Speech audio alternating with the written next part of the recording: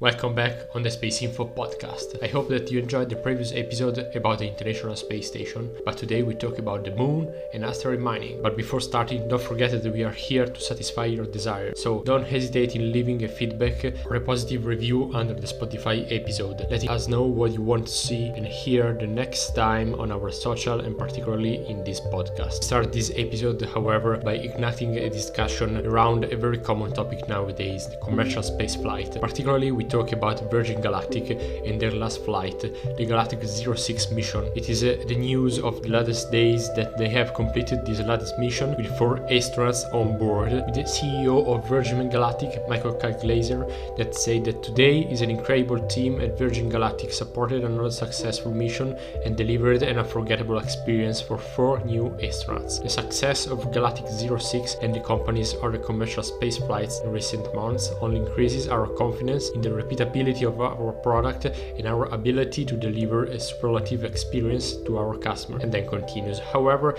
I'd like to step on some words, particularly the word astronauts, that raised a lot of controversies, particularly about the technical people and people passionate about space. Indeed, we know that the altitude at which the space plane was released is about 44,000 feet, which is approximately 14,000 meters. The final altitude reached by the space plane is an indicated apogee of 55.1 miles, less than 90 kilometers. So if you think about the definition of space, strictly technically speaking, of the definition of Kármán line, we are talking about 100 kilometers above the surface of Earth. So technically, people on board were neither astronauts. Indeed, if we come back to the original definition of astronauts, people were not like the ones that overcame the Kármán line, but people flying experimental machines, spacecraft actually, and they were defined astronaut. Indeed, also people that took part to the original astronaut class were not actually called astronauts until their first flight. They were ASCAN, so astronaut candidates. So the commercial word astronaut here is quite difficult to be addressed to these people who neither reached space. Moreover, they are not flying a spacecraft in their strict definition. So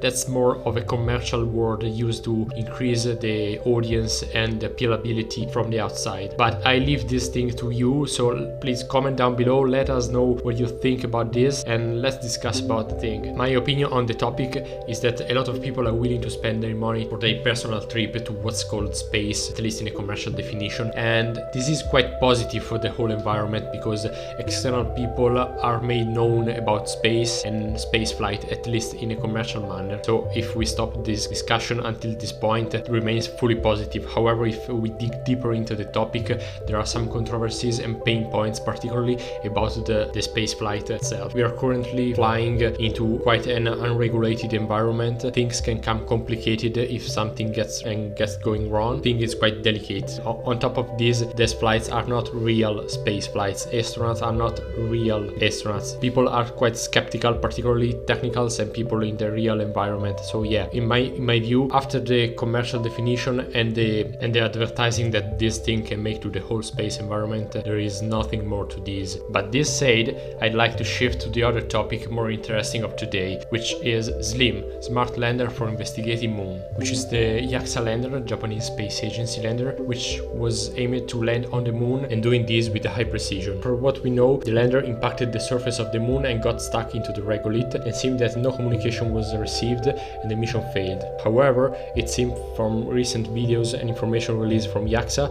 that the rover is operative and some images have been received on Earth. So I strongly invite you to visit www.spaceinfo.club to read the latest article about this topic. But what we can say today is that this lander had to be launched in 2021 together with the X-ray imaging spectroscopy mission, which was a different mission to share the launch with. However, some delays occurred and the lander had to be postponed, so the launch occurred in 2023, particularly on the 6th of September 2023, and after some months the lander managed to land on the surface of the moon.